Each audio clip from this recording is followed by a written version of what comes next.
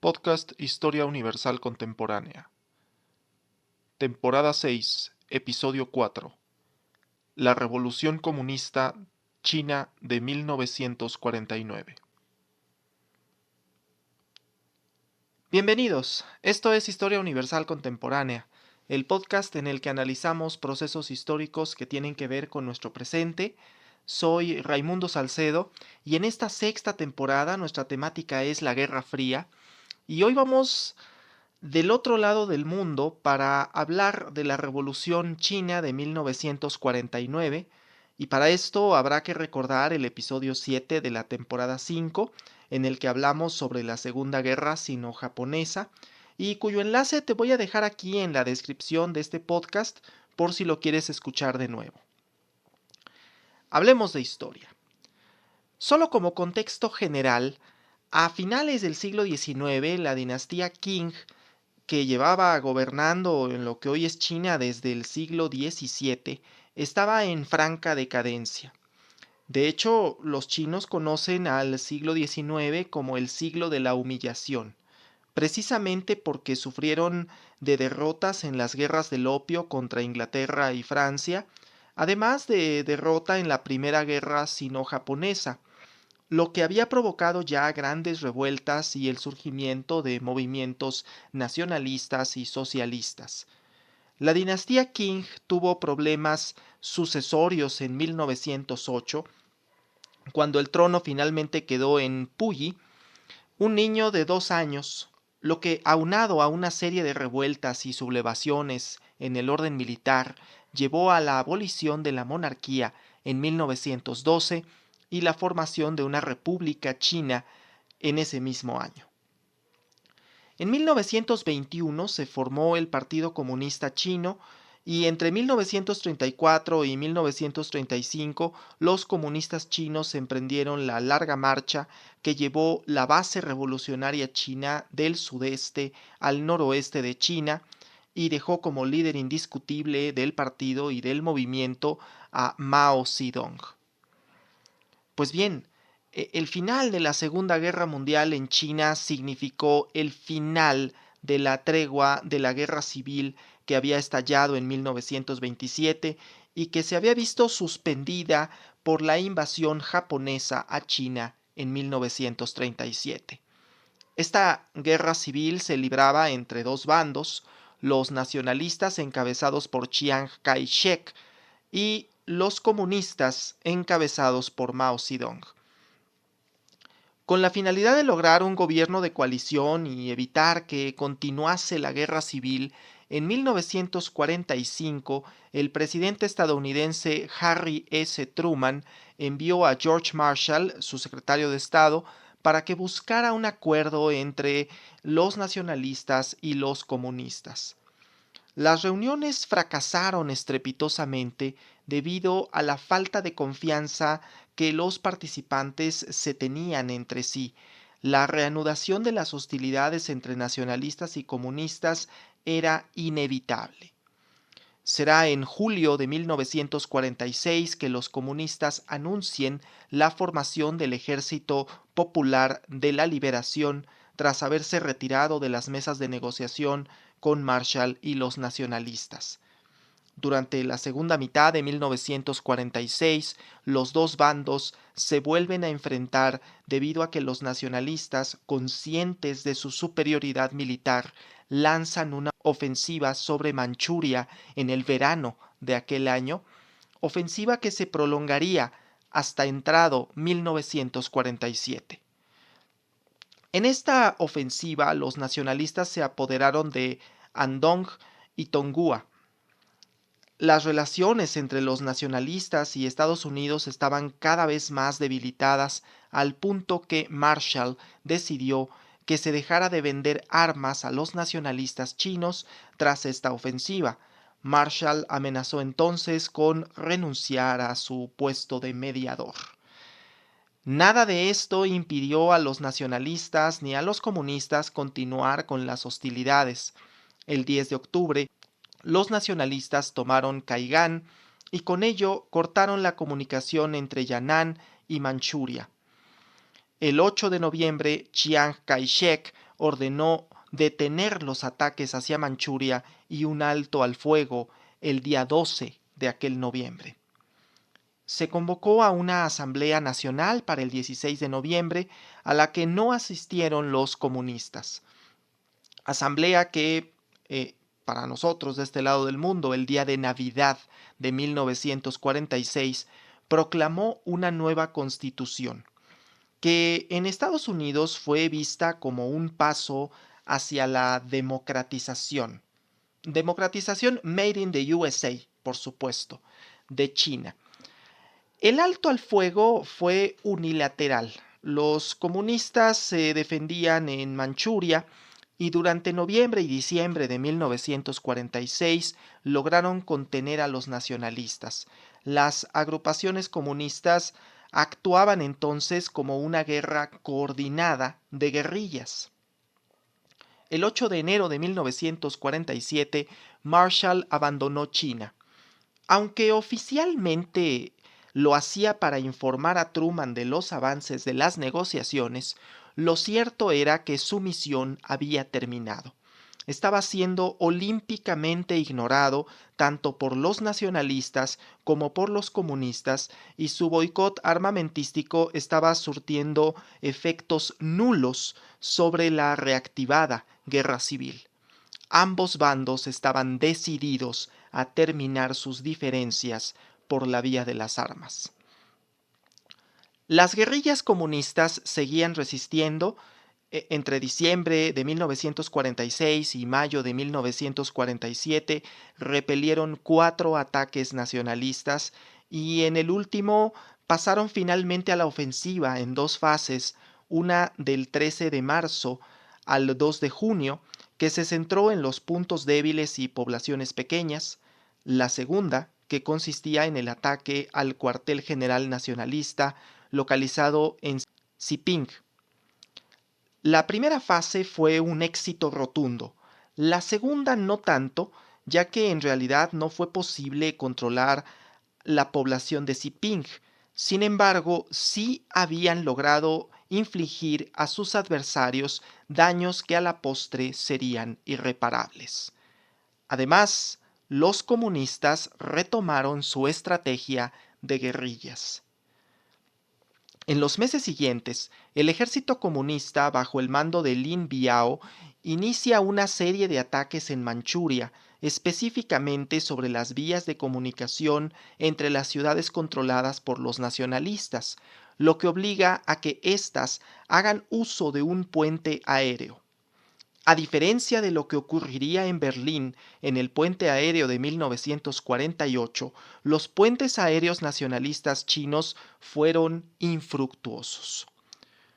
Justo un año después de la aprobación de la Constitución por la Asamblea Nacional, esto es, el 25 de diciembre de 1947, Mao anuncia al Comité Central del Partido Comunista Chino que la guerra revolucionaria del pueblo chino ha llegado a un momento decisivo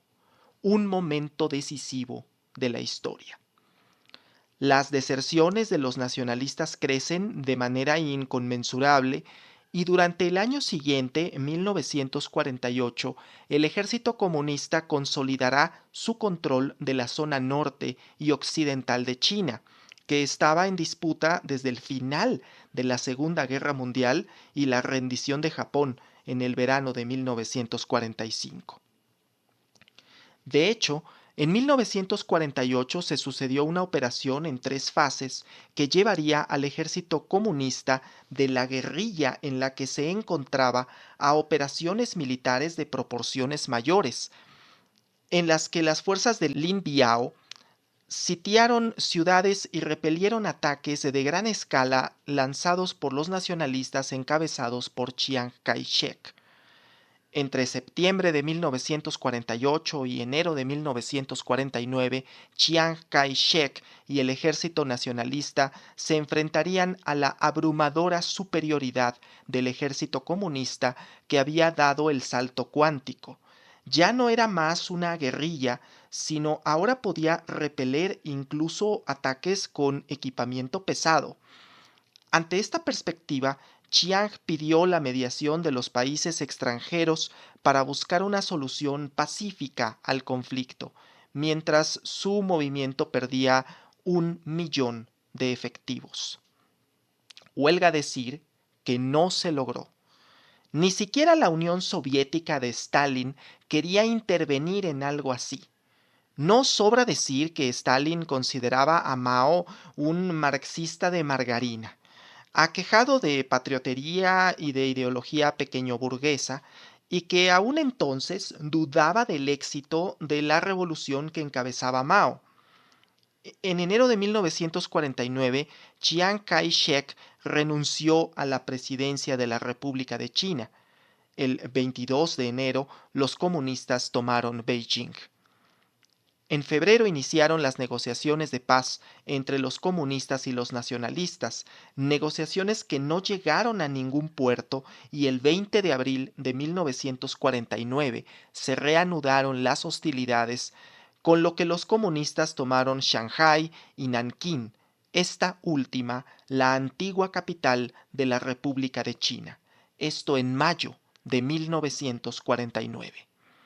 En los meses siguientes, el avance comunista hacia el sur de China es imparable, y el 1 de octubre de 1949 se proclamó la República Popular China en la plaza de Tiananmen en Beijing, la que ahora sería la nueva capital de la República Popular China. Chiang Kai-shek se ve entonces en la necesidad de huir a la isla Formosa, hoy Taiwán. El 15 de octubre, los comunistas tomarían Cantón, la ciudad más importante al sur de China. El triunfo de la revolución comunista de Mao sorprendió a todo el mundo. Una semana antes, Truman anunciaba la posibilidad de que la Unión Soviética tuviera la bomba atómica. El Kremlin lo confirmó. Una semana más tarde de estos eventos, se proclamaba la República Democrática Alemana. Todo se estaba acomodando para marcar el fin de la posguerra, porque el primer país en reconocer a la nueva República Popular China fue la Unión Soviética. Según el historiador estadounidense John Lewis Gaddis, tanto Truman como Stalin habían supuesto que los nacionalistas continuarían mandando en China después de la Segunda Guerra Mundial. Claramente se equivocaron. En el gran juego geopolítico de la posguerra, Stalin había comprendido que el apoyo a los nacionalistas, aunque aparentemente más fuerte, era un error y que podía forjar alianza con Mao. Sin embargo, también estaba receloso de lo que podría significar ese movimiento para su hegemonía como líder del área de influencia socialista. Además de las opiniones en el plano personal que ya hemos mencionado de Stalin sobre Mao. Las causas de que esta revolución triunfara son múltiples. Por un lado, que China era un país eminentemente agrícola y ganadero, no uno industrializado, lo que había provocado que la clase trabajadora se concentrara no en las grandes ciudades, sino en las zonas rurales, donde las ideas revolucionarias de Mao permearon con mayor vigor.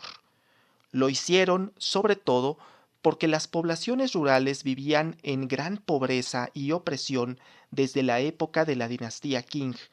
Los centros urbanos de China albergaban apenas al 10% de la población de China.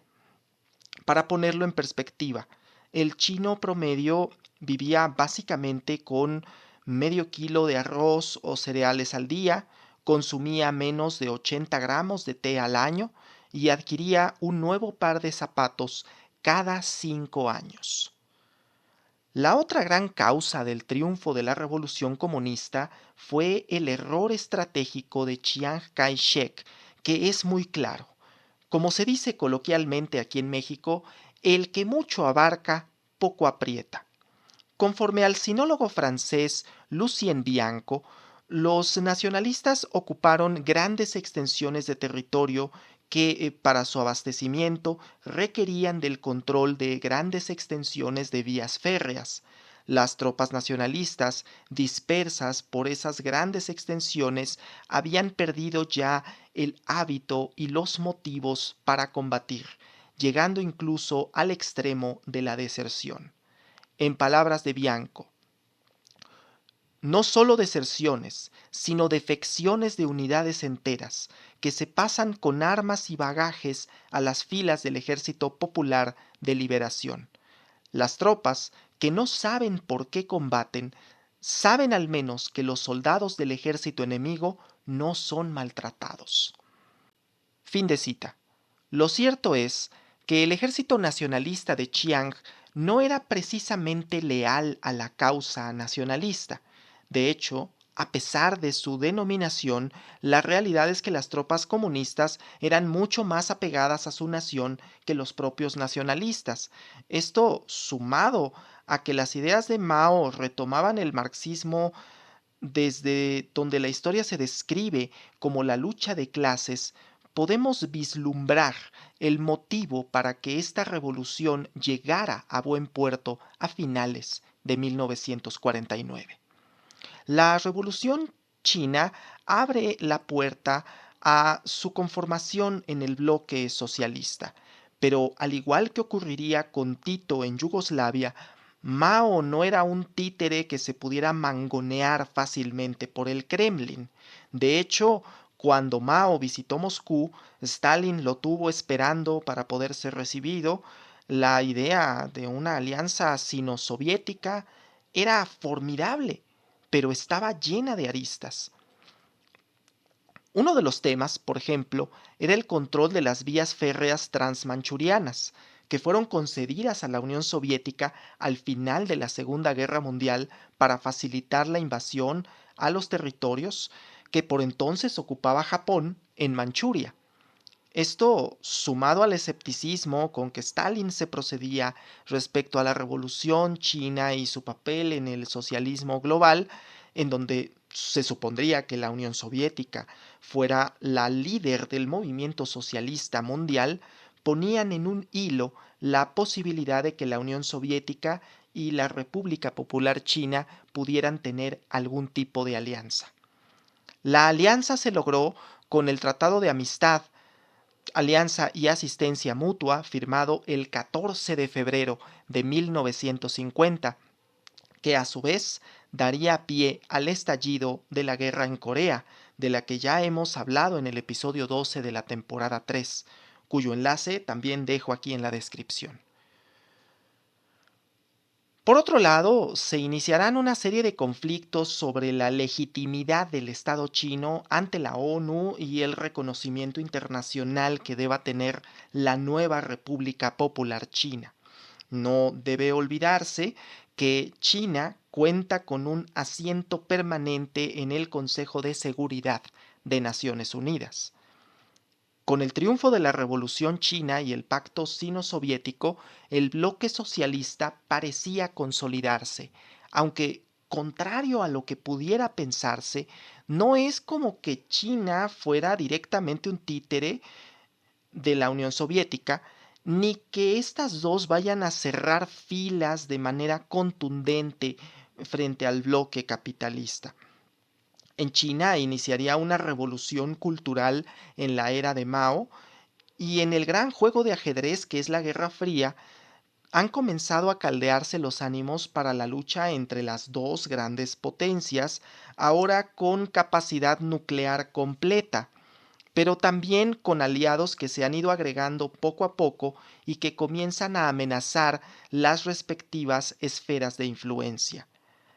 Pero esto será en el próximo episodio del podcast Historia Universal Contemporánea.